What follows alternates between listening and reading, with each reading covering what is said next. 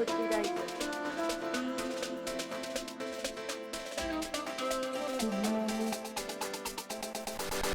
じゃあポーチライトと一緒に路肩灯です。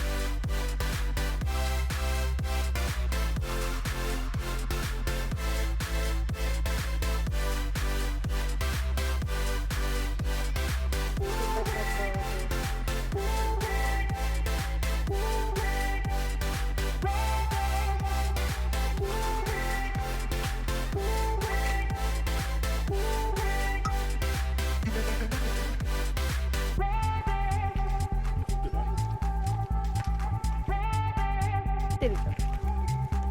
うん。ついてるついてる。で、後部作業灯。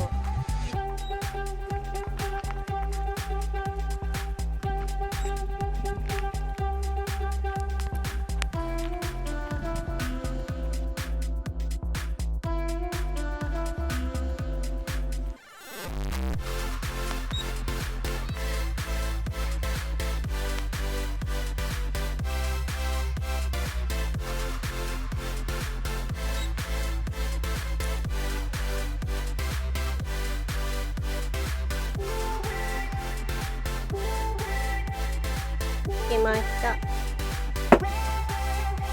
中真っ暗です。これが標準です。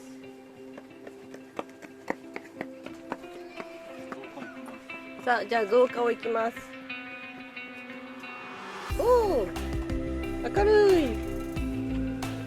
こんな感じです。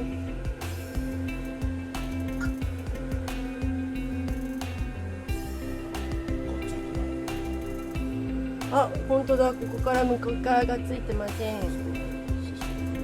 接触不良ですね。ここに普通の、これが標準です。